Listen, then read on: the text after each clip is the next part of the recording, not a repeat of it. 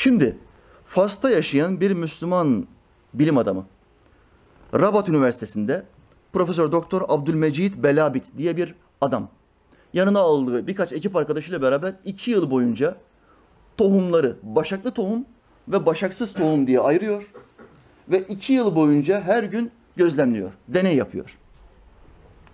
2 yılın sonucunda bir bakıyor ki başaksız tohumların protein oranlarında ilk yıl %20, ikinci yıl %32 azalma tespit ediliyor. Bir senede %20 protein azalıyor. Protein azaldığı zaman, protein bittiği zaman çürümeye başlar hemen. Bize gıdayı veren, bize enerjiyi veren proteindir. Gıdaların içindeki proteindir. Şimdi tohumları başaklarından ayırdığımız zaman ilk bir sene geçince bir baktık diyor. Bir daha baktık, inceledik. %20 protein miktarı düşmüş. İkinci seneyi bekledik. Bir baktık %32 daha düşmüş. Ne oldu? %52'si gitti. Daha bir iki sene daha beklese çürüyecek. Ama tohumuyla beraber sakladığımız başağı kontrol ettik. %0. Kayıp miktarı, bozulma miktarı, protein kaybı miktarı %0. Bakın 2 yıl burada tohum bozuluyor, çürümeye başlıyor, %50'si gidiyor. Burada 2 yıl başağıyla beraber gizlenen tohum 0 çürüme. Bu ilahi bir bilgi değil midir? Yusuf Aleyhisselam nereden bilecek? Ziraatçı değil ki. Bilim adamı değil ki. Mikroskobu falan yok. Hiçbir araştırma aleti yok. Nereden bilecek? Vahiy aldı. Bir peygamber vahiy aldığı zaman, o bilgi Allah'tan geldiği zaman, Allah bütün kainatı aletsiz yaratan olduğu için her şeyin işleyiş tarzını en iyi o bilir. En iyi o bildiğinden dolayı ne kadar daha fazla, daha kolay, daha çok dayanır yine Allah bilir. Allah bileceği için bu bilgiyi Allah vahiy mahsulü olarak Yusuf Aleyhisselam'a söyledi. Yusuf Aleyhisselam da tohumları daha önce hiç uygulanmamış bir şey. Tohumları başağıyla saklama yöntemini Mısır halkına, Mısır sultanına bildirdi ve yap dedi. Yaptı. Amon-Ra denilen puta tapan rahipler bile, Mısır'ın putperest rahipleri bile Yusuf Aleyhisselam'ın ne kadar hayırlı ve düzgün bir adam olduğunu belirledikleri, anladıkları için onu yalanlasalar bile, onun peygamberliğini, onun salih bir adam olduğunu yalanlasalar bile sözüne itibar ettiler.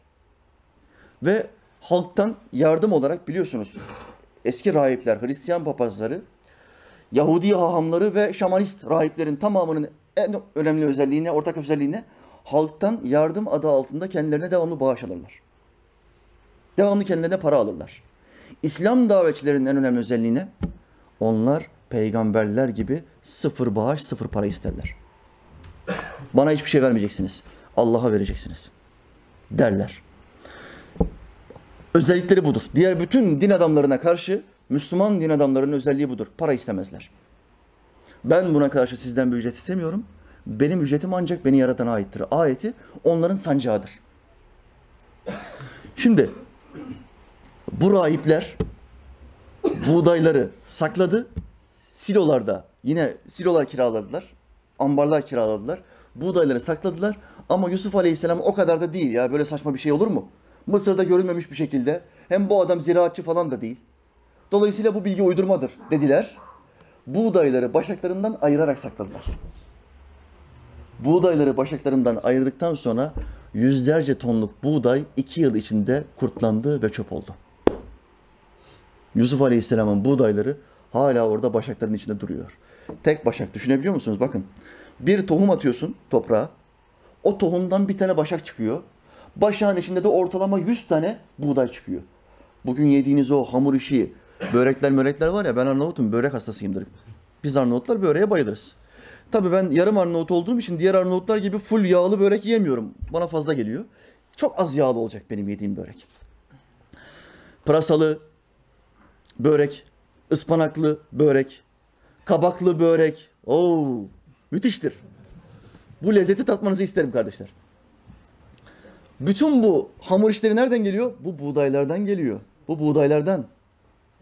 İşte Allah'ın peygamberi Yusuf Aleyhisselam bu tespitini krala bildiriyor ve bir bilimsel bir bulguyu da bütün ümmete, kıyamete kadar gelecek olan bütün ümmete bildirmiş oluyor. Şimdi sonra gelen ayette, sonra bunun ardından bir yıl gelecek ki insanlar o yılda yağmura kavuşturulacak diyor Yusuf Aleyhisselam krala. 7 sene bolluk, 7 sene kuraklık, Sonra 15. sene geliyor. 15. sene yağmur yağdıracak Allah. Müthiş bir yağmur yağdıracak ve insanlar bolluğa kavuşacaklar diyor Allah'ın peygamberi Yusuf Aleyhisselam. Şimdi kralın rüyasında ne vardı? 7 inek vardı sadece. 7 semiz inek, 7 kurak inek. 14 sene demektir. 15. sene yağmurun geleceği var mı kralın rüyasında? Yok. Bu kimden geliyor bu bilgi? Bu bilgi kralın rüyasında değil, direkt Yusuf Aleyhisselam'a verilen bir vahiy. Bu vahyi veriyor Yusuf Aleyhisselam, diyor ki bir sene sonra, yani 15. senede Allahü Teala öyle yağmurlar verecek ki kuraklık bitecek. Bizim yapmak istediğimiz tek mesele o 14 yıllık sıkıntılı dönemi atlatmak, geçirmeye çalışmaktır diyor. Ve Allah açlıktan bir kişi bile, civar ülkelerdeki insanlar bile geliyor Mısır sultanından, hükümdarından buğday talep ediyor. Bu olayın akabinde ikinci bolluk dönemi, bolluk döneminden sonra kıtlık dönemi içinde halk açlık çekmeyince, civar etraftaki birliklerden, toplumlardan da insanlar gelip buğday isteyince ve sultan da, hükümdar da bunu karşılayabilince Yusuf Aleyhisselam'a olan inancı, sevgisi, muhabbeti çok artıyor ve en sonunda şehadet getiriyor. Mısır'ın sultanı Yusuf Aleyhisselam'ın bir tedbiri karşısında, şu mucizesi karşısında şaşkına dönüyor, şehadet getirip Müslüman oluyor. Benden ne istersin diyor Yusuf Aleyhisselam'a. Siz olsanız ne istersiniz? Bana bir saray yaptır. 4 tane cariye. En kral atlar benim emrimde olsun. Şu kadar altın isterim. Yusuf Aleyhisselam bir tek şey istiyor. Ne kadar put varsa bu ülkede, ne kadar put varsa bir tane bile put kalmasını istemiyorum. Hepsini yıkmanı istiyorum. Eğer biraz senin nazarında hatırın varsa bunu yap diyor. Hükümdar bir tane bile put bırakmıyor. Putların tamamını yok ediyor. Ve Mısır Müslüman oluyor. En eski Müslüman olan ülkelerden bir tanesi Mısır'dır kardeşler. Yusuf Aleyhisselam'ın dinine tabi oluyor. Allah'ın verdiği bir mucize, bir bilgiyle bir kavmin hayata kurtuluyor ve bu kavim toplu bir halde yıllar içinde Yusuf Aleyhisselam'a tabi oluyorlar, peygamberlerini kabul ediyorlar. Daha sonraki meseleyi biliyorsunuz, babası ve abileri kendisini ziyaret ediyor. O bolluk yılları içerisinde kendisini ziyaret ediyorlar. Ve kavuşuyorlar. Ve böylece Yakup Aleyhisselam'ın sınavı, imtihanı bitiyor. Efendiler, bu kişi Allah'ın peygamberi Yusuf Nebi'dir. Muhammed Aleyhisselam'dan sonra Müslümanların en çok sevdiği peygamberlerden bir tanesi. Sebebi Ahsenül Kasas denmesi Kur'an'da, onun hikayesine hikayelerin en güzeli denmesi. Daha Yusuf suresinin hemen başında hikayelerin en güzeli tabiri geçer onun hikayesi hakkında. Sizden ricam, yarın dükkanınıza gittiğinizde Yusuf suresi meali. Açın o bilgisayarda. Yusuf suresi mealini okuyun. Kısadır zaten. 20 dakikada bitirirsiniz. Mealini okuyun, o hikayeyi Allah'ın lisanından, Allah'ın ağzından bir dinleyin. Allah'ın kelimeleriyle dinleyin. Rabbimize karşı olan muhabbetiniz, aşkınız, peygamberimize karşı olan sevginiz o nispette artsın.